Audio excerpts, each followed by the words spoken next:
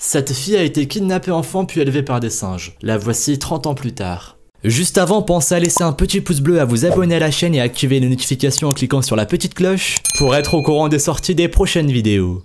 Tous les parents pourront le confirmer, dès le moment où un enfant naît, on a peur sans arrêt. Et oui, on a toujours peur pour son enfant quoi qu'il arrive. D'abord, on a peur de ne pas assez bien l'élever ou de ne pas être d'assez bons parents. Ensuite, on a peur que quelque chose lui arrive. Les parents ont peur lorsque leurs enfants vont à l'école pour la première fois, lorsqu'ils prennent le bus pour la première fois ou encore lorsqu'ils quittent la maison. Les parents ont peur aussi à chaque fois que leur enfant est malade ou qu'il a un souci de santé plus grave. L'une des plus grandes peurs que peuvent avoir des parents est que leur enfant soit kidnappé. Effectivement, on voit souvent des enfants disparus dans les faits divers et chaque parent a conscience que cela peut arriver à n'importe quelle famille. Lorsqu'un enfant est enlevé, cela finit presque toujours mal. Soit l'enfant est emmené tellement loin qu'il ne retrouvera jamais ses parents, soit il est assassiné par son kidnappeur, soit il est maltraité durant des années et il reste traumatisé à vie. Il est déjà assez terrible lorsqu'on est parent d'apprendre que son enfant disparu a été retrouvé assassiné, mais le pire est certainement de ne jamais savoir ce qu'il est devenu, car on ne peut ni perdre espoir ni faire son deuil, alors qu'on sait au fond de soi qu'on risque de ne jamais revoir son enfant. L'histoire de Marina Chapman est terrible si l'on se met à la place des parents. Lorsqu'elle venait d'avoir 5 ans, la petite fille née et élevée en Colombie fut kidnappée alors qu'elle était en train de jouer dans son propre jardin. Ce qui lui est arrivé est aussi arrivé à des milliers d'autres enfants dans le monde, mais son histoire a marqué les médias car elle est vraiment incroyable. Alors qu'elle était dans le jardin à quelques mètres seulement de chez elle, Marina a vu un camion passer devant chez elle puis s'arrêter et 2 hommes en sont sortis. L'un d'eux a attrapé la petite fille par les épaules et lui a plaqué un mouchoir imbibé de chloroforme contre la bouche afin de lui faire perdre conscience rapidement. Ensuite, il l'a transportée à l'arrière du camion aux côtés d'autres enfants du voisinage qui avaient eux aussi été kidnappés.